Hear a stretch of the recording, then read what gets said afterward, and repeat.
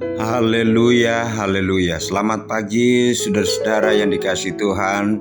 Secara khusus Jemaat GPD Budi Mulia yang diberkati. Pagi hari ini kita datang lagi lewat doa pagi. Sebelum kita lanjut, mari kita berdoa untuk membaca firman Allah dan merenungkan firman Allah. Bapa di sorga, Bapa dalam nama Tuhan Yesus, kami bersyukur kepadamu, kepada Allah kami yang hidup, Allah yang sangat mengasihi kami, sehingga pagi hari ini Bapa kami lagi boleh ada, kami lagi boleh bangun dengan tubuh yang sehat. Tuhan, sebelum kami beraktivitas di hari yang baru ini Tuhan, kami rindu lagi untuk membaca firman-Mu dan merenungkan firman-Mu Bapa. Sebab itu urapi kami semua, urapi hamba-Mu, sehingga setiap firman-Mu boleh menjadi makanan jiwa kami dan pedoman kami di sepanjang hari ini Bapa. Dalam nama Tuhan Yesus Kristus kami berdoa. Haleluya. Amin. Puji Tuhan, puji Tuhan. Selamat pagi. Saudara-saudara, pagi hari ini saya mengajak kita membaca satu ayat dari firman Allah yang saya ambil dari Injil Yohanes pasalnya yang ketiga, ayatnya yang ke-16. Satu ayat kita baca, Yohanes pasal 3, ayatnya yang ke-16. Demikian bunyi firman Tuhan. Karena begitu besar kasih Allah akan dunia ini, sehingga Ia telah mengaruniakan anaknya yang tunggal, supaya setiap orang yang percaya kepadanya tidak binasa, melainkan beroleh hidup yang kekal. Puji Tuhan. Saudara-saudara yang kasih di dalam Tuhan, Alkitab berkata bahwa setiap manusia adalah orang-orang berdosa, dan akibat daripada dosa atau upah dosa ialah maut. Apa itu maut? Yaitu kematian. Yang pertama yaitu kematian tubuh kita, dan kematian yang kedua yaitu kebinasaan dalam api neraka. Tidak ada satupun yang benar, semua hidup dalam dosa. Dosa yang kita warisi dari nenek moyang kita, siapapun dia, ya, termasuk bayi yang baru lahir, dia sudah berdosa, yaitu dosa warisan. Nah, upah dosa ialah maut. Tetapi saudara-saudara, kita melihat Allah dalam hal ini begitu mengasihi manusia. Walaupun manusia sudah jatuh dalam dosa, tetapi Allah tidak menghendaki manusia sebagai ciptaannya, yaitu binasa dalam api neraka. Maka rancangan Allah itu berjalan terus dari zaman ke zaman, ya, dan sampai pada akhir zaman, di mana Allah menyatakan kasih-Nya kepada manusia, kepada dunia. Saya katakan ini untuk terakhir kalinya, ya. Untuk terakhir kalinya Allah menyatakan kasih-Nya. Sebab Allah menyatakan kasih kepada manusia bukan baru sekarang.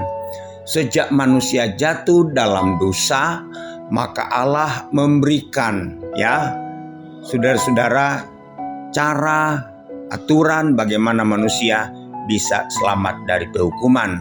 Seperti kita tahu pada zaman Taurat, maka Allah memberikan Taurat. Tetapi akhirnya saudara-saudara ternyata Taurat ini tidak mampu, saudara-saudara, untuk membawa manusia secara keseluruhan, ya, masuk dalam kehidupan yang kekal. Dan saudara-saudara, untuk tindakan terakhir kalinya Allah, saudara-saudara, sangat mengasihi manusia, yaitu Dia mengaruniakan anaknya yang tunggal, supaya saudara-saudara tidak ada seorang pun binasa. Luar biasa kasih Allah kepada manusia, luar biasa kasih Allah kepada dunia, ya. Dia tidak menghendaki binasa. Begitu besar kasih Allah, begitu besar perhatiannya kepada manusia. kepada kita, kepada saudara dan saya. Saudara, tetapi saya pada kesempatan pagi hari ini sekedar mengingatkan kepada kita, ya, saudara-saudara, yaitu yang pertama, luar biasanya Allah mengasihi kita. Allah mengasihi kita ketika kita masih berdosa, kata firman Allah, ya. Ketika kita masih berdosa, Allah sudah mengasihi kita. Itu bedanya kasih manusia dengan kasih Allah. Kalau kasih manusia, saudara-saudara, kita hanya bisa mengasihi ketika orang itu mengasihi kepada kita. Kita mengasihi seorang ketika orang itu baik kepada kita. Kita mengasihi orang itu ketika orang sudah terlebih dahulu berbuat baik kepada kita, kemudian kita baru bisa membalas kebaikannya. Tetapi saudara-saudara, Allah mengasihi kita ketika kita masih berdosa. Coba kita baca di dalam Roma pasalnya yang kelima. Roma pasalnya yang kelima ayatnya yang ke-8. Akan tetapi Allah menunjukkan kasih-Nya kepada kita oleh karena Kristus telah mati untuk kita ketika kita masih berdosa. Yang pertama, Allah telah menunjukkan kasih-Nya. Allah telah membuktikan kasih-Nya. Allah telah mewujudkan kasih-Nya kepada kita. Jadi dalam hal ini yang kita baca, Allah bukan lagi pada batas rancangan. Allah bukan lagi pada batas gagasan. Allah bukan lagi dalam batas rencana. Tapi ayat yang kita baca Roma 5 ayat 8 ini, saudara-saudara, Allah telah menunjukkan kasih-Nya kepada kita. Allah telah menunjukkan, Allah telah membuktikan, Allah telah menyatakan, ya, kasih-Nya kepada kita. Kemudian saudara-saudara, kapan? Pada saat kita masih berdosa, kata firman Allah. Pada saat kita masih berdosa, Yesus sudah mati di atas kayu salib. Haleluya. Luar biasa kasih Allah kepada kita. Tetapi saudara-saudara, Allah menyatakan kasih-Nya kepada dunia, kepada kita lewat datangnya Yesus ke dalam dunia ini, supaya setiap manusia tidak binasa. Tidak binasa. Tetapi saudara-saudara, itu tidak secara otomatis. Dalam hal keselamatan, saudara-saudara, Allah tidak bekerja sendiri. Di dalam mewujudkan keselamatan, kehidupan yang kekal, Allah tidak bekerja sendiri. Artinya Allah tidak bertepuk sebelah tangan. Apa saudara-saudara harus kita lakukan? Kita juga harus merespon kasih Allah itu. Kita harus merespon kasih Allah itu, ya. Merespon kasih Allah itu dengan apa? Percaya. Betapa besar kasih Allah, betapa luas kasih Allah, betapa dalam kasih Allah. Tapi kalau dari pihak kita manusia, kita tidak merespon, apa artinya kasih Allah itu? Kasih Allah itu aja menjadi sia-sia. Tapi yang pertama kita harus merespon. Ya, kita harus merespon kasih Allah itu dengan apa? Kita percaya. Ya, kita harus merespon kasih Allah itu dengan percaya, saudara-saudara. Kita harus percaya. Kalau kita tidak percaya, tidak ada artinya, saudara-saudara, kasih Allah. Jadi kita harus percaya. Kita baca di dalam ayatnya yang ke-15. Supaya setiap orang yang percaya kepadanya beroleh hidup yang kekal. Jadi harus percaya. Ayat 36 dalam pasal yang sama, yaitu pasal 3 ayatnya yang ke-36.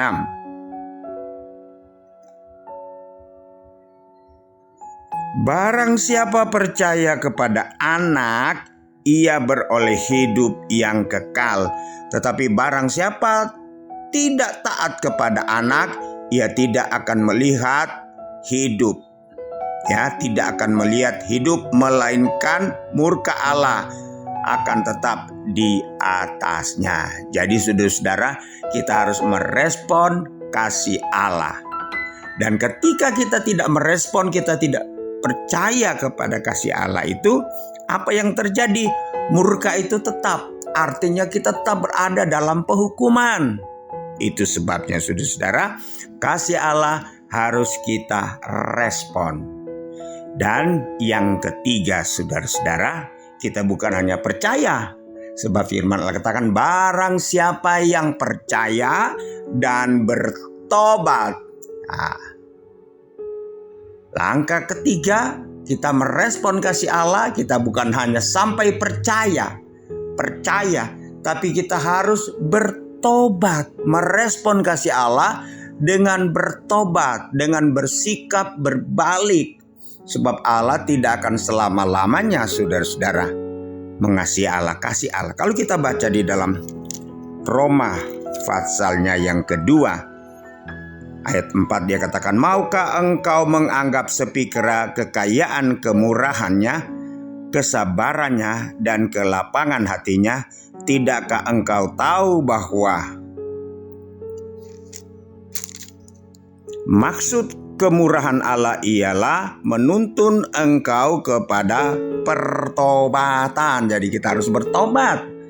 Kita bukan hanya percaya, tapi kita harus bertobat.